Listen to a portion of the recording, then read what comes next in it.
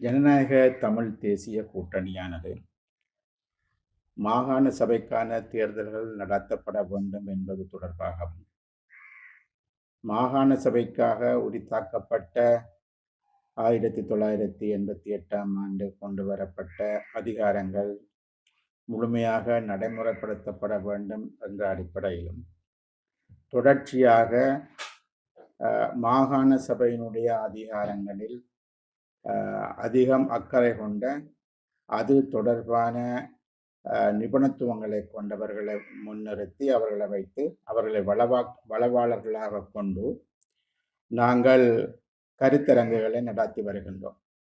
யாழ்ப்பாணத்திலும் வவுனியாவிலும் அதனைத் தொடர்ந்து திருகோணமலையிலும் அவ்வாறான கருத்தரங்குகள் என்பது நடத்தப்பட்டது. தொடர்ந்தும் ஏனைய மாவட்டங்களிலும் அவ்வாறான கருத்தரங்குகள் என்பது நடப்பதற்கான ஏற்பாடுகளும் செய்யப்பட்டு வருகின்றது. அதே சமயம் இப்பொழுது இருக்கக்கூடிய ஜனநாயக தமிழ் தேசிய கூட்டணி என்பது தனியான ஒரு கட்சி அல்ல, அது பல கட்சிகளின் கூட்டு. ஈழமக்கள் புரட்சிகர விடுதலை முன்னணி, டெலோ, புலட் போன்ற அமைப்புகளுடன் சமத்துவ கட்சி மற்றும் ஜனநாயக போராளிகள் இணைந்து அது ஒரு கூட்டமைப்பாக கூட்டணியாக ஜனநாயக தமிழ் தேசிய கூட்டணியாக இயங்கி வருகின்றது. ஆகவே நாங்கள் தமிழ் கட்சிகளில் நாங்கள் மாத்திரமல்லாமல் தமிழரசு கட்சியும் இவ்வாறான நடவடிக்கைகளுக்கு தனது ஆதரவை தெரிவித்திருக்கின்றது.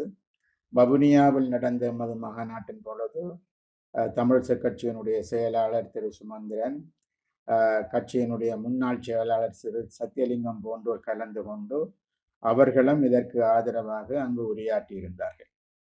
ஆகவே இப்பொழுது நாங்கள் பார்ப்போமாக இருந்தால் தமிழ் தேசிய பரப்பில் தமிழ் தேசிய மக்கள் முன்னணியை தவிர்ந்த ஏனைய கட்சிகள் அனைத்தும் இணைந்து இந்த மாகாண சபை தேர்தல்கள் உடனடியாக வைக்கப்பட வேண்டும் எனவும், மாகாண சபைக்கு உரித்தான அதிகாரங்கள் முழுமையாகவும் சரியான முறையிலும் நிறைவேற்றப்பட வேண்டும், அமுல்படுத்தப்பட வேண்டும் என்ற கோரிக்கையை முன்வைத்துக் கொண்டு வருகின்றார்கள்.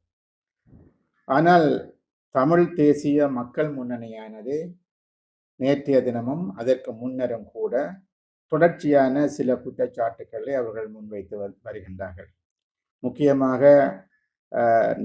எமக்கும் அதாவது ஜனநாயக தமிழ் தேசிய கூட்டணிக்கும் தமிழ் தேசிய மக்கள் முன்னணிக்கும் இடையில் ஏற்படுத்தப்பட்ட புரிந்துணர்வை நாங்கள் மீறி வருவதாகவும், 13வது திருத்தத்தை நடைமுறைப்படுத்தும்படி நாங்கள் கேட்கின்றோம் என்றும், ஒற்றை ஆட்சிக்குள் அதிகார பகிர்வுகள் சாத்தியமில்லை, அதனை நாங்கள் கேட்டுக்கொண்டிருக்கிறோம் என்றும், சமஷ்டிதான் ஒரே ஒரு தீர்வாக இருக்க முடியும் என்றும், ஏக்கர் ஆட்சி என்ற முன்னர் கொண்டு வரப்பட்ட அந்த அரசியல்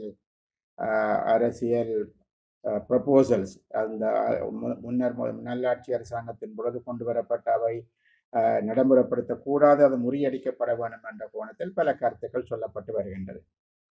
அது மாத்திரமல்லாமல் இதில் சுரேஷ் பிரேமச்சந்திரன் தான் இந்த கூட்டங்களினுடைய சூத்திரதாரிகராக இருக்கிறார் என்றும், அவர்தான் முன்னின்று இந்த கூட்டத்தை நடத்துகிறார் என்றும் எனக்கு மேலும் அந்த குற்றச்சாட்டுகள் அவரால் முன்வைக்கப்பட்டிருக்கின்றது. ஆகவே ஜனநாயக தமிழ் தேசிய கூட்டணியை பேச்சாளர் என்ற அடிப்படையிலும், ஈழமக்கள் புரட்சிகர விடுதலை முன்னணி தலைவர் என்ற அடிப்படையிலும் சில கருத்துக்களை நான் சொல்ல வேண்டிய நிர்பந்தம் ஏற்படுத்தப்பட்டிருக்கின்றது. அதன் பிரகாரம் ஒரு விடயத்தை நாங்கள் மிக தெளிவாக குறிப்பிட்டு சொல்ல வேண்டும். ஜனநாயக தமிழ் தேசிய கூட்டணிக்கும் தமிழ் தேசிய மக்கள் முன்னணிக்கும் இடையில் ஏற்படுத்தப்பட்ட ஒப்பந்தத்தில் முக்கியமாக 13வது திருத்தம் தொடர்பாக நாங்கள் கூறிய விடயம் என்னவென்றால், இந்த 13வது திருத்தம் என்பது தமிழ் மக்களின் தேசிய இன பிரச்சனைக்கான முழுமையான தீர்வும் அல்ல, அது இறுதியான தீர்வும் அல்ல என்ற விடயத்தை நாங்கள் சொல்லியிருக்கின்றோம். ஆகவே அந்த தீர்வு என்பது ஒரு வகையில் மேம்படுத்தப்பட வேண்டும், இல்லையே அந்த தீர்வுக்கு மேலதிகமாக செல்ல வேண்டும். அந்த தீர்வு என்பது சமஷ்டி ஆட்சியாகவும் இருக்க முடியும் என்ற அடிப்படையில் தான் நாங்கள் அந்த விஷயத்தை சொல்லியிருக்கின்றோம்.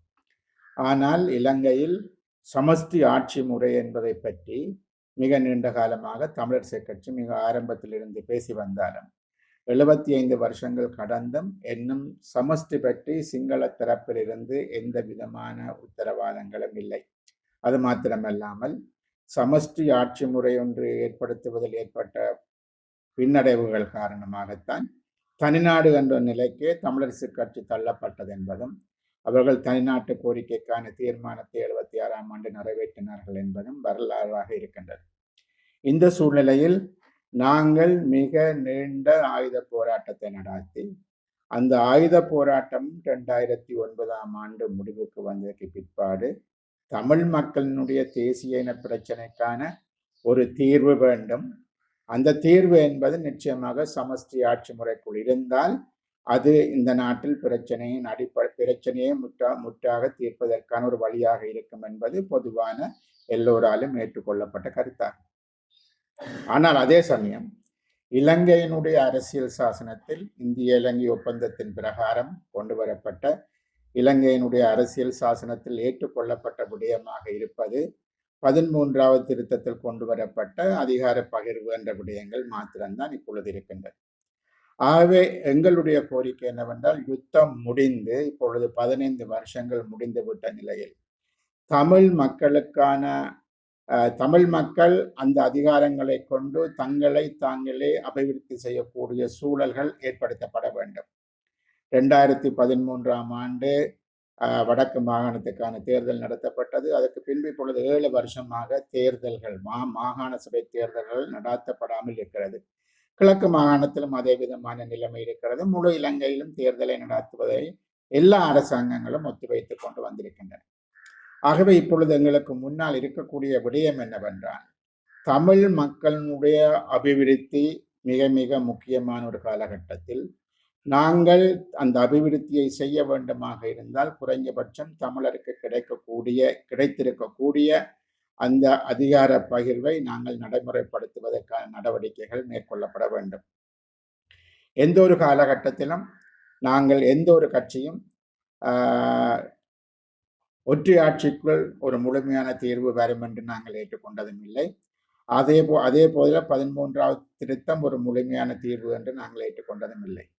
ஆனால் அதற்காக இப்பொழுது இருக்கக்கூடிய அரசால் ஏற்றுக்கொள்ளப்பட்ட அரசியல் சாசனத்தில் உள்ளடக்கப்பட்ட விடயத்தை நாங்கள் புறந்தள்ளிவிட்டு ஒரு தீர்வு எட்டப்படும் வரை தமிழ் மக்களுக்கு கிடைத்திருக்கக்கூடியவற்றை தமிழ் மக்கள் அனுபவிக்க கூடாது என்று சொல்வது ஒரு பிழையான ஒரு சிந்தனை, பிழையான ஒரு எண்ணப்பாடு என்றுதான் நாங்கள் கருதுகின்றோம்.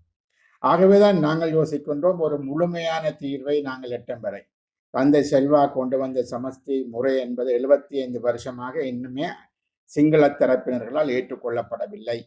இன்றும் கூட தமிழ் மக்கள் வைத்திருக்கக்கூடிய அவ்வாறான கோரிக்கையை இப்பொழுது வந்திருக்கக்கூடிய அரசாங்கமோ அல்லது அந்த அரசாங்கத்தினுடைய இருக்கக்கூடிய ஏனைய அந்த கூட்டணிகள் இருக்கக்கூடிய தரப்புகளோ யாரும் அதனை ஏற்றுக்கொண்டதாகவும் இதுவரையில் இல்லை. ஆகவே ஒரு சமஷ்டி ஆட்சி முறை எப்பொழுது வரும் என்ற ஒரு கேள்வி இருக்கக்கூடிய சூழ்நிலையில் இருக்கக்கூடிய தமிழ் மக்களுக்கு கிடைத்திருக்கக்கூடிய அதிகாரங்களை அவர்கள் தமது கையில் எடுத்து குறைந்தபட்சம் தங்களால் செய்யக்கூடிய அபிவிருத்திகளை, வடக்கு கிழக்கு மாகாணங்களுக்கு தங்களால் செய்யக்கூடிய அதிகாரங்களை அவர்கள் முக்கியமாக அது கல்வியாக இருக்கலாம், வேலை வாய்ப்புகளாக இருக்கலாம், சுகாதாரமாக இருக்கலாம், உள்ளூராட்சி சபைகளாக இருக்கலாம், இப்படி பல்வேறுபட்ட துறைகளில் நாங்கள் முன்னேற்றகரமான அபிவிருத்திகளை செய்வதற்கான சாத்தியப்பாடுகள் இருக்கின்றது. ஆகவே அந்த வகையில் அவற்றை நாங்கள் மூட்டை கட்டி வைத்துவிட்டு அவற்றை நாங்கள் தொடமாட்டோம் என்று கூறிக்கொண்டிருந்தால் தமிழ் மக்களுக்கு எதுவுமே கிடைக்காமல் போய்விடும் என்ற ஒரு நிலவரம் இருக்கின்றது. ஆகவே அந்த வகையில்தான் நாங்கள் அதை நோக்கி செல்வதற்காகத்தான் தமிழ் மக்கள் மத்தியில் இந்த அதிகார பகிர்வு தொடர்பாகவும் தேர்தலினுடைய முக்கியத்துவம் தொடர்பாகவும் கருத்து பரிமாறல்களை செய்து வருகின்றோம். இந்த கருத்து பரிமாறலானது நிச்சயமாக பல்வேறுபட்ட மக்கள் மத்தியிலும், அது புத்திஜீவிகளாக இருக்கலாம், ஏனைய மக்களாக இருக்கலாம், எல்லோர் மத்தியிலும் அது இன்று பேசப்படுகிற, அதை பற்றி கருத்துக்கள் சொல்லப்படுகின்ற, இன்னும் பல இடங்களில் ஏற்றுக்கொள்ளப்பட்ட விடயமாக அது மாறி வருகிறது. ஆகவே அந்த நிலையில் இலங்கை அரசாங்கம் ஒரு யாப்பை கொண்டு வரும் வரையில் குறைந்தபட்சம் இந்த நடைமுறைகள் ஏற்றுக்கொள்ளப்பட வேண்டும் என்பது ஜனநாயக தமிழ் தேசிய கூட்டணியினுடைய ஒரு கோரிக்கையாக இருக்கின்றது. இன்னும் ஒரு விடயத்தை நான் இங்கு சுட்டிக்காட்ட வேண்டும் என்னவென்று சொன்னால், தொடர்ச்சியாக திரு கஜேந்திரகுமார் பொன்னம்பலம் அவர்கள் ஒரு விடயத்தை சொல்லுகின்றார் என்று சொல்லி சொன்னால், சுவிட்சர்லாந்து நாட்டுக்கு அண்மையில் பல்வேறுபட்ட கட்சிகளையும் சார்ந்த பாராளுமன்ற உறுப்பினர்கள், கட்சி தலைவர்கள் இப்படி பல பேர் அழைக்கப்பட்டு சென்றிருந்தார்கள். அதனுடைய முக்கியமான நோக்கம் என்னவென்றால், சுவிட்சர்லாந்தில் இருக்கக்கூடிய சமஷ்டி அரசமைப்பு முறை தொடர்பான ஒரு ஒரு கல்வியை பெற்றுக்கொள்வது என்பதுதான் அதனுடைய அடிப்படை நோக்கமாக இருந்தது. இதில் கலந்து கொண்டவர்களில் மிக பெரும்பான்மையானவர்கள் ஆளுந்தரப்பை சார்ந்த ஜேவிபி, என்பிபி போன்ற கட்சிகளை சார்ந்தவர்கள் தான் இதில் மிக பெரும்பாலானவர்களாக இருந்தார்கள். தமிழர் தரப்பிலிருந்து ஜனநாயக தமிழ் தேசிய கூட்டணி சார்பாக நானும், அகில இலங்கை தமிழ் காங்கிரஸ் தமிழ் தேசிய மக்கள் முன்னணி சார்பாக திரு கஜேந்திரகுமார் பொன்னம்பலும், தமிழிசை கட்சி சார்பாக திரு சத்தியலிங்கமும் வந்திருந்தார்கள். இதனை தவிர ஏனைய அனைவருமே மிக பெருமளவில் பார்த்தீங்கன்னு சொன்னால் ஆளுந்தரப்பை சார்ந்தவர்களாகவும் ஓரிரு சிங்கள தரப்பை அரசியல் கட்சிகளை சார்ந்தவர்களாகவும் இருந்தார்கள். ஆகவே சுவிட்சர்லாந்து அரசாங்கத்தினுடைய முக்கிய நோக்கம் ஒரு சமஷ்டி அரசியல் அமைப்பு முறை தொடர்பான ஒரு சிந்தனையை, ஒரு ஒரு ஒரு ஒரு கருத்துருவாக்கத்தை கொண்டு வருவதற்கான ஒரு முயற்சியாக அது இருக்கலாம் என்று சொல்லி சொன்னால், சுவிட்சர்லாந்தில் எங்களுக்கு அவ்வாறான ஒரு வாரமாக அவ்வாறான பல்வேறுபட்ட கருத்தரங்குகள், கருத்து பரிமாற்றங்கள் போன்றவை செய்யப்பட்டன. சுவிட்சர்லாந்தில் இருக்கக்கூடிய என்னென்று சொல்வது கண்டோன் சிஸ்டம், சுவிட்சர்லாந்தில் இருக்கக்கூடிய சமஷ்டி பாராளுமன்றம், சுவிட்சர்லாந்தில் இருக்கக்கூடிய உள்ளூராட்சி சபைகள் போன்ற அந்த சமஷ்டி அரசியலமைப்பு முறைகளவையில் எவ்வாறு இயங்குகிறது போன்ற பல விடயங்களை நாங்கள் கற்றுக்கொள்ள வேண்டும் என்று அவர்கள் எதிர்பார்த்தார்கள். அதற்கான ஏற்பாடுகளையும் செய்திருந்தார்கள். ஒரு கட்டத்தில் புலம்பெயர் இளந்தலைமுறையுடன் ஒரு ஒரு ஒரு ஒரு பேச்சுவார்த்தைக்கான ஒரு நேரம் ஒதுக்கப்பட்டிருந்தது. அந்த நேரத்தில் பல்வேறுபட்ட கேள்விகளை புலம்பெயர் தமிழ் இளைஞர்கள், யுவதிகள் கேட்டிருந்தார்கள். அதில் இலங்கை அரசாங்கத்தின் சார்பாக வந்திருந்தவர்கள் பதில் சொல்ல வேண்டிய ஒரு தேவை ஏற்பட்டது. ஆகவே அந்த நேரத்தில் அவர்களை திருப்திப்படுத்துவதற்காக என்பிபியினுடைய செயலாளராக அங்கு வந்திருக்கக்கூடிய பாராளுமன்ற உறுப்பினர் அவர்கள் தாங்கள் ஏற்கனவே மைத்திரிபால சிறிசேனா, ரணில் விக்ரமசிங்க போன்றோர் கொண்டு வந்த அந்த தீர்வு திட்டத்தை முழுமையாக நாங்கள் அதை நிறைவேற்றுவதற்கான முயற்சிகளை மேற்கொள்வோம் என்று ஒரு விஷயத்தை பேசினார். ஆனால் சுவிட்சர்லாந்துக்கு நாங்கள் சென்றது முக்கியமாக இலங்கை தேசிய இன பிரச்சனைக்கான தீர்வை அங்கு காணவோ அதற்கான பேச்சுவார்த்தைகளை நடத்துவதற்கோ அல்ல.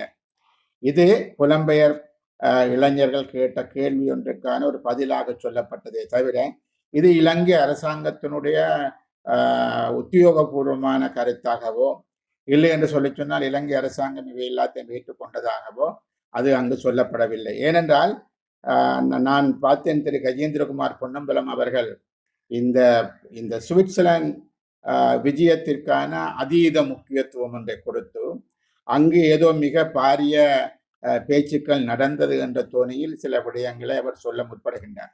ஆனால் உண்மையில் அது அவ்வாறு இல்லை என்பதும், அவர்கள் அங்கு இருக்கக்கூடிய இளைஞர் யுவதிகளினுடைய கேள்விகளுக்கு பதில் சொல்வதில் ஏற்பட்ட இக்கட்டான நிலையில் தம்மை தற்காத்துக் கொள்வதற்காக ஒரு சில விடயங்களை பேசினார்களே தவிர அது இலங்கை அரசாங்கத்தினுடைய ஒத்துழைப்புடனோ அல்லது உத்தியோகபூர்வமான விடயங்களாகவோ நிச்சயமாக அந்த விடயங்கள் இல்லை என்பதையும் நான் இங்கு கோடிட்டு காட்ட வேண்டும் என்று சொல்லி சொன்னால், அவர் ஒரு கட்டத்தில் சுரேஷ் பிரேமச்சந்திரனும் அதில் கலந்து கொண்டார் என்ற விடயங்களை சொல்லி அவர் என்னையும் அதற்குள் ஒரு ஆளாக இழுத்ததன் காரணமாக நான் அங்கு என்ன நடைபெற்றது என்பதை தெளிவுபட கூற வேண்டிய ஒரு தேவை இருக்கிறது.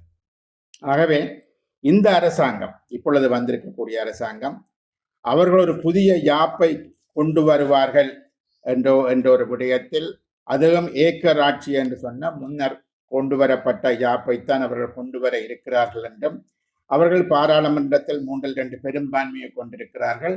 ஆகவே ஏற்கனவே இருக்கக்கூடிய அந்த யாப்பில் என்னென்ன விடயங்களை திருத்தம் செய்தோ மாற்றம் செய்தோ அல்லது அவ்வாறாகவோ அதனை அவர்கள் திடீரென பாராளுமன்றத்திற்கு கொண்டு வந்து விடுவார்கள். பாராளுமன்றத்தில் 3/2 பெரும்பான்மை இருக்கிறது.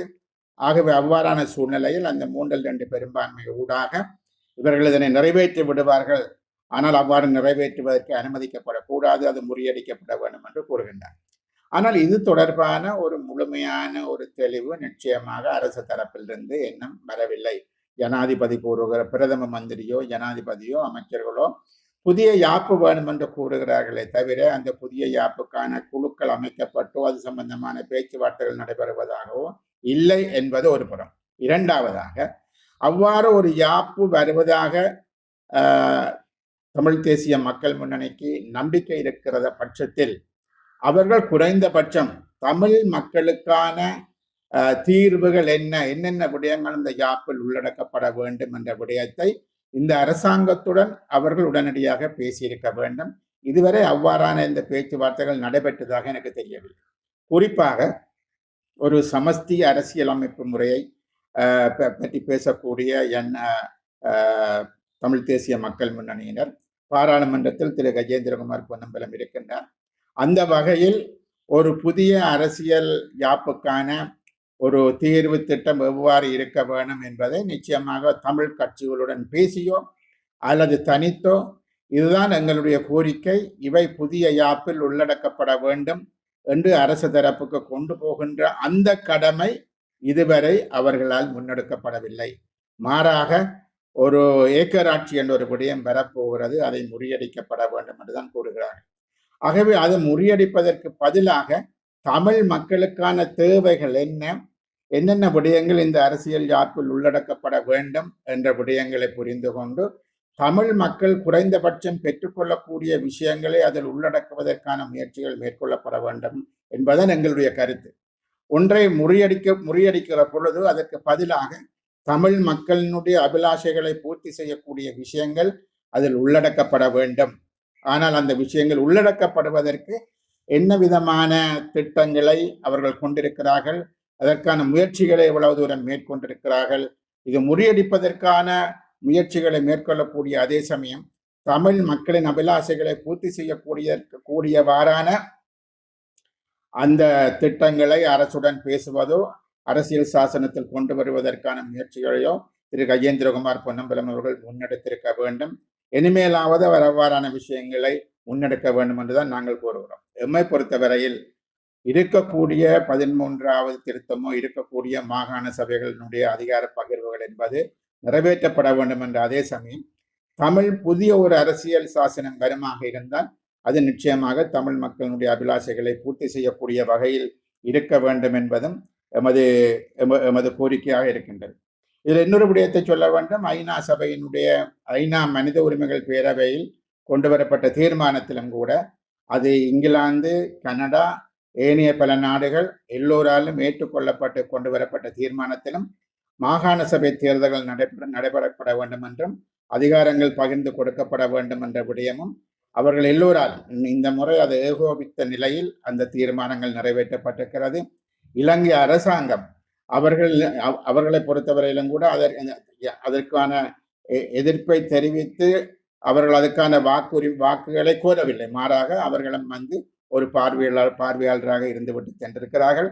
ஆகவே அந்த விஷயத்தை பொறுத்தவரையில் ஒரு சமஸ்தி அரசியல் அமைப்பு முறை என்ற ஒரு விடயம் ஒரே ஒரு முறை அது தமிழீழ விடுதலை புலிகளுடன் பேச்சுவார்த்தை நடந்த பொழுது ஒஸ்லோவில், நோர்வேயின் தலைநகரான ஒஸ்லோவில் ஒஸ்லோ டிக்ளரேஷன் என்று ஒன்று கொண்டு வரப்பட்ட போது சமஸ்தியை பற்றி பேசுவதாக திரு பாலசிங்கம் அவர்களும் பேராசிரியர் பீரிஸ் அவர்களும் ஒரு கையெழுத்து விட்ட அறிக்கை ஒன்று மாத்திரம்தான் இதுவரை வந்திருக்கின்றன. ஆகவே இதனை தவிர யாரும் அதாவது அரசாங்கத்தினுடைய தரப்பில் இருந்து சமஸ்தி பற்றி பேசுவதற்கான எந்த விதமான திட்டங்களும் இதுவரை காணப்படவில்லை. ஆகவே ஒரு சமஸ்தியை பற்றி பேசக்கூடிய திரு கஜேந்திரகுமார் பொன்னம்பலம் அவர்கள் அவர் நிச்சயம் ஒரு பாராளுமன்ற உறுப்பினராகவும் இருக்கக்கூடிய நிலையில் அவர் அரசாங்கத்துடன் இந்த விடயங்கள் தொடர்பான பேச்சுவார்த்தைகளை அவர் ஆரம்பிக்க வேண்டும். அவர் இயலுமானால் தமிழ் தரப்புகள் எல்லாருடனும் பேசியும் அந்த விஷயங்களை முன்னெடுக்க முடியும். அதை அவர்கள் செய்ய வேண்டும் என்று கேட்கின்றோம். இறுதியாக நான் ஒரு விடயத்தை சொல்ல வேண்டும். ஒரு மாகாண சபை தேர்தல் வந்தால் அந்த மாகாண சபை தேர்தலில் தாங்கள் போட்டியிடுவோம் என்று தமிழ் தேசிய மக்கள் முன்னணியினர் கூறுகின்றனர். அது மாத்திரமல்ல, மாகாண சபை தேர்தல் நடைபெற வேண்டும் என்றும் அவர்கள் கூறுகின்றார்கள். மாகாண சபை தேர்தலை நடாத்தும்படி நாங்கள் கோரினால் அது தவறில்லை என்றும் கூறுகிறார்கள். அவர்கள் சொல்லக்கூடிய ஒரு விடயம் என்னவென்றால், மாகாண சபைக்கான அதிகாரங்களை பற்றி பேசக்கூடாது என்று கூறுகிறார்கள். தேர்தல் போட்டியிடுவோம், தேர்தல் வைக்கப்பட வேண்டும். ஆனால் அவையெல்லாம் என்னத்துக்கு? மாகாண சபைக்காக இருந்தால் மாகாண சபைக்கு கொடுக்கப்பட்ட அதிகாரங்களை நடைமுறைப்படுத்தப்படி கேட்பதில் அவர்கள் என்ன குற்றத்தை கண்டிருக்கிறார்கள் என்பது நிச்சயமாக ஒரு தெளிவில்லாத ஒரு விடயமாக இருக்கிறது. அவை எங்களை பொறுத்தவரையில் அவர்கள் கூறுகின்றது போல நாங்கள் அவர்களுக்கும் எங்களுக்கும் இடையில் ஏற்பட்ட அந்த புரிந்துணர்வு ஒப்பந்தத்துக்கு எதிராக நாங்கள் செயற்படவில்லை என்பதும், அவர்கள் அவ்வாறு கருதினால் அது அவர்களுடைய கருதுகோளில் ஏற்பட்ட பிழை என்பதும், நாங்கள் அந்த ஒப்பந்தத்தில் ஒப்பந்தத்தில் 13வது திருத்தத்தை நடைமுறைப்படுத்தக்கூடாது என்ற வியாக்கியானங்களோ வாக்கியங்களோ அங்கு இல்லை என்பதும், அது ஒரு முழுமையான தீர்வு இல்லை என்பதை இப்பொழுதும் நாங்கள் ஏற்றுக்கொள்கிறோம் என்பதும், ஆனால் இருக்கக்கூடிய அந்த 13வது திருத்த சட்டம் என்பது நடைமுறைப்படுத்தப்பட வேண்டும். வடக்கு கிழக்கில் முக்கியமாக தேர்தல் என்பது நடைபெற வேண்டும், அதிகாரங்கள் பகிரப்பட வேண்டும் என்பதில் ஜனநாயக தமிழ் தேசிய கூட்டணி உறுதியாக இருக்கிறது. ஆகவே எம்மை பொறுத்தவரையில் உள்ள விடயங்கள் மக்களுக்கு கிடைக்க வேண்டும், மக்கள் அதனை தங்களது அபிவிருத்திக்காக அதனை பாவிக்க வேண்டும். அதே சமயம் தங்களை இருப்புக்களை பாதுகாத்து கொண்டு தமது முழுமையான ஒரு அரசியல் தீர்வுக்காக போராடுவதற்கான கள நிலவரங்களை நாங்கள் மக்களுக்கு ஏற்படுத்தி கொடுக்க வேண்டும் என்று நாங்கள் கேட்கின்றோம். ஆகவே அந்த வகையில் நான் நம்புகின்றேன் தமிழ் தேசிய மக்கள் முன்னணியானது தொடர்ச்சியாக இவ்வாறான குற்றச்சாட்டுகளை சுமத்துவதை விடுத்து ஒரு ஆரோக்கியமாக தமிழ் மக்களுக்கு தேவையான தீர்வுகளை பெற்றுக்கொள்வதற்கான பொறிமுறைகளையும் வழிமுறைகளையும் அதனை எவ்வாறு செய்ய வேண்டும் என்பதையும் சமஸ்தியை பெற்றுக்கொள்வதற்கான அந்த வழிமுறைகள் எல்லாவற்றையும் பற்றி அவர்கள் அந்த அடிப்படையில்